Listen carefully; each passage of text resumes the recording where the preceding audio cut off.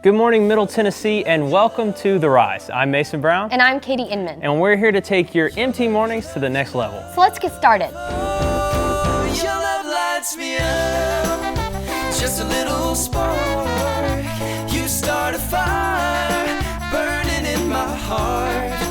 Your love lights me up, like a match to a flame. One touch from you is all it takes.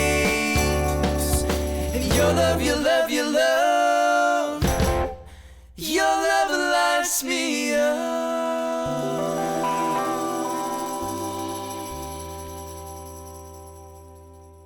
Coming up, Pandemonium. We're flying behind the scenes at the MTSU Arts production of Peter Pan. Promote the vote. Election day is almost here, and find out why it's your vote and your voice that matters. Falling into autumn. Does this season of change leave you wondering about the different colors we see on trees? And holiday movie guide. From the wizarding world to a galaxy far, far away. We have a preview of what's coming soon to a big screen near you. All that and more today on The Rise. It's Saturday, November 5th, 2016, and once again, we welcome you to The Rise, reporting information, sharing entertainment. We're in the studio today, and we've got a great show coming up. We'll be talking about the presidential election that's on Tuesday, and I don't know about you, Katie, but I'm just kind of glad it's coming to an end. No, I'm the same way. I'm ready for all this craziness to be over. Yeah. And we'll also be back talking about what movies are being released this holiday season. And I've heard that there's some long-awaited movies coming out this holiday season, too. We had a Star Wars last year, but we're getting another one this year, and I couldn't be more excited about that. But first, to start the show, let's find out what's happening at MT. This show is a spectacle. You look at it, and it just breathes life into every child and adult that comes to see it. Most people know of the story or know the characters or certainly recognize them. So it's nice to sort of come back to the story. You may have been away from it for a long time and you may have even forgotten some of the plot. It just is nostalgic. With this election, it's been a roller coaster, from Hillary Clinton's emails to Donald Trump's Twitter account. And can you tell us some of the highlights from this election so far? Okay, this election has actually been going on for about a year now. So when you think back to the very beginning of how many people were actually on the Republican ticket, back to when everyone thought it was kind of a joke that, Donald Trump was running because we know him as a celebrity, back to all the things that really happened in the beginning, and also with social media being so prominent, everything was at the forefront. So it's kind of taken on a life of its own. It's kind of like political reality TV in a way.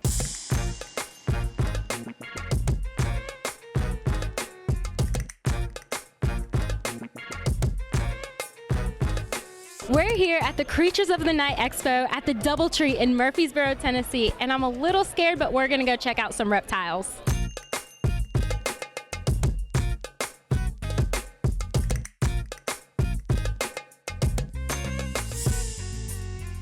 We do the rescuing, so if there's anybody that needs to find a new home for critters, we can take critters in. We use the ones that we can, and the ones that we can't, then we adopt out and try to find new homes for. We're joined now by Mr. Brendan with reptileguide.net, and he's here to show us some critters, as you call them. I've got a big critter on my neck and shoulders right now. This is Mr. Freckles. Correct. So tell us a little bit about Mr. Freckles. Yeah, Mr. Freckles is a red-tailed boa constrictor. Boa constrictors come from South America. We can tell he's a red tail if we look at his tail right here. So the tail of a snake is considered the last third of his body. So Mr. Freckles is 13 years old. He's 9.5 feet long, and he weighs almost 30 pounds. So the last third of his body would be his tail, would be about a little over 3 feet.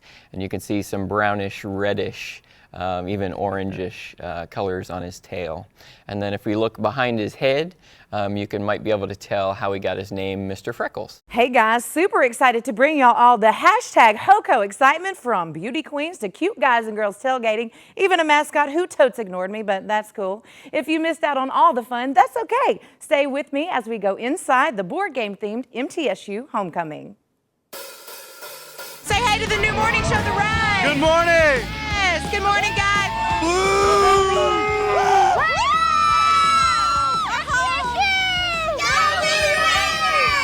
Happy homecoming.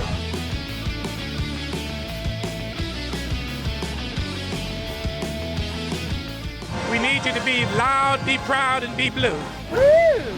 Just got totally shamed by the Blue Raider. Hey Blue Raiders, it's Homecoming 2016 and it's game day on and off the field with the theme being Raideropoly. Sweet words and melodies like in 60s and 70s. Days in the sun are over and done. No, I can't write no James Taylor song. Guys, thank you for joining us. You are the Hughes. We have Josh and Noah, correct? Yeah. Okay. And I'm really interested in, absolutely love the name and the logo. Tell me how y'all came up with the name, the Hughes. Well, the name, I don't know, for anybody who's had a band in the past, coming up with a band name is a whole thing. So we went through like, hundreds of names, and then one day Josh had the name and we were like, done. We're just going with it. It doesn't matter if it's good or not, we're just going with it. So. I really like it. There's lots of weird band names, like you'll read concert festivals. Yeah. Some of that stuff's weird, but I really like the Hughes. Cool. So tell me how you guys kind of formed as a group. How did the Hughes come to be?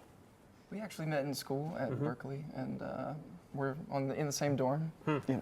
And I remember playing him this like EP that I had recorded. Yeah. And we just liked the same music and started a band then. Welcome back to The Rise. It's time for The Trend. It's here, a tale as old as time, a Disney classic remade into a live-action spectacular. Of course, we're talking about Beauty and the Beast.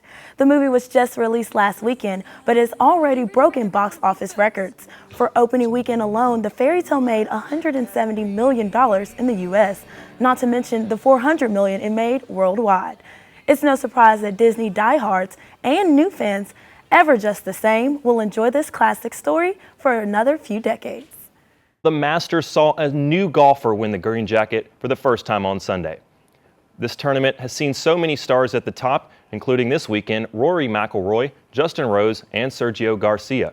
Rose and Garcia were tied on the final round of the Masters. They were going back and forth for the score until the final hole. Garcia then had a chance to win, however missed this birdie putt, which ended up forcing them to play extra holes. This time, Garcia capitalized on his chance as he scored a birdie to beat Rose. Garcia wins his first Masters and his first major ever in his career after having 74 appearances in major tournaments. Good morning, everyone. Piper Evans here with your weather. It is beautiful this Saturday morning, but a little chilly. The high right now is about 49 degrees. Through the day, though, the high will reach about 66 and the low will go back down into the 40s, but it's going to be just gorgeous today. Until next time, I'm Katie Inman. And I'm Mason Brown. Have a great day, MTSU.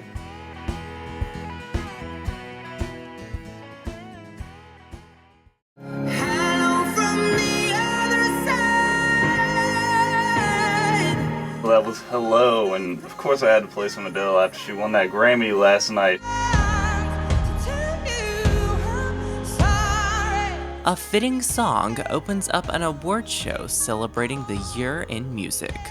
It was the Grammys. It was pretty cool. And from the performances, when Chance the Rapper took us all to church, that was trending so much on my Twitter feed, and I loved it. To the fashion, CeeLo Green's outfit, that was pretty crazy, so. To the host, I thought his opening was hilarious when he fell down the stairs. I just could not take him. It was Grammy history in the making. Adele might have said hello to history, but hold up, because she couldn't accept her awards without saying thanks to Beyonce. The Lemonade album was just so monumental, Beyonce. It was so monumental. It's the start of another work week for local business owner Matt Sledge. But on this particular Monday, it's back to work after a vacation to Washington, D.C. Scott Desjardins' office called and said, hey man, we got you 4 tickets if you can leave. Called 3 buddies and we left that night at 5 o'clock. Just 2 days in advance, Sledge received tickets he'd requested through the office of Congressman Scott Desjardins to attend the presidential inauguration of Donald J. Trump. Before he ever ran for election, I told myself, if that man right there ever runs for president, I'll be behind him more than anybody I've ever been. So this past Friday, a longtime fan of now President Trump found himself about 150 feet away from where America's new commander-in-chief was being sworn into office. For years, there's been a national conversation about texting and driving, But now some might say that over time, digital distractions behind the wheel have only gotten worse. The sound itself is distracting. You hear the ding. Who's texting me? Who's messaging me? And you just can't resist. You know, it's just like human nature to like look at that, see what it is. No matter how common it is, though, using our phones while driving is not something to be taken lightly. I look up, I'm too close to a car, I didn't see a car brake. I think sometimes I feel guilty, like if I come to like a quick stop, if I almost hit somebody, definitely. West Side Story. It's Shakespeare's Romeo and Juliet set in 1950s New York City. And it's Broadway's iconic musical that's set to open at MTSU. As a full-scale show of both vocal and physical demand, this MTSU arts presentation is a joint effort between the college's programs of theater, music, and dance. It's such a timeless show, and to have all these different groups come together to perform it in such a way, it's very exciting. Colin Peterson plays the Romeo character of Tony, who hopelessly falls for the show's Juliet figure, Maria, played by Brianna Smart. I consider her to be very innocent and almost naive in a way, but she's still very headstrong and a very identifiable character for a lot of different people. He's just waiting on your heart to say. He's performed at the Grand Ole Opry, the Bluebird Cafe, and just last week, MTSU. But you know there's victory. As the saying goes, music is a universal language. But it's through music that Logan Blade is able to communicate. He lost eye contact. He lost all of his speech. He was a happy baby, and then he just kind of went numb. At age 2, Logan was diagnosed with autism, a developmental disorder that affects communication and social skills on a broad spectrum. A child with autism, their brain is just wired totally different from what ours is. A lot of autistic children rock for self-stimulation. Logan hums. Don't give up. Despite lacking verbal abilities, Logan has a strong connection to music and singing. We found out he could read music. We found out he could play guitar, keyboards, piano. E minor. In fact, he has perfect pitch. F. G. I've never worn heels before. These men are signing up to walk a mile in high heels. So I feel like I'm not gonna do too well. And no, they haven't lost a bet. Walk a mile in her shoes is an opportunity for men to walk literally a mile in high heels, or they don't have to, just to bring light to sexual assault and how it's affecting everyone in life. And this is not just a women's issue, it's a men's issue too. Everyone, including students at MTSU. And if somebody says that they're too drunk, or if somebody says no, that means no. I was raped my freshman year of college, and while it didn't take place on a college campus, it was still traumatic, and it took me years to get over the impact that had. As a survivor of sexual assault, senior Daisy Wagner appreciates both the importance and fun of events like Walk a Mile in Her Shoes. A lot of guys might find that the wearing high heels is painful or burdensome. Well, so is being sexually assaulted, and that's kind of the message. Thank you so much for coming out. Thanks to social media, it's no secret that Nashville tourists and residents alike gather here for a photo op. I thought about all the white girls that were like, oh my God, I can't take a photo anymore. But 2 weeks ago, this iconic mural was no longer a picture-perfect backdrop. I think it's such an empowering symbol for our community, and to put tar on something like that is so sad. The news broke on March 15th. Just 10 days before the 5th anniversary of the mural's creation. There's always going to be setbacks and negative things in life. You just kind of got to roll with it. Adrian Sapriti is the artist behind I Believe in Nashville. It was just a design I had that I was like, I don't really know what to do with this design. Let me put it up as a mural and see what happens. And what's happened is that his artwork has become an icon through a bigger cultural movement. The original I Believe in Nashville is located here at 12 South, but it's not the only DCXV mural you'll find in Music City. These are among the many other murals in Nashville that are now keeping our Instagram feeds aesthetically pleasing as we strike a pose for more likes. This is like one of the biggest social media worthy places to post a picture of in Nashville. And there's good news for those whose favorite mural is the OG I Believe in Nashville. Yes, it's back. The idea that this image can give you a connection to the city and bring you together, even if you're wildly different people, was sort of the idea. Maybe it's a little pie in the sky, but I like to think, it's just something positive, For The Rise, I'm Whitt Laxson.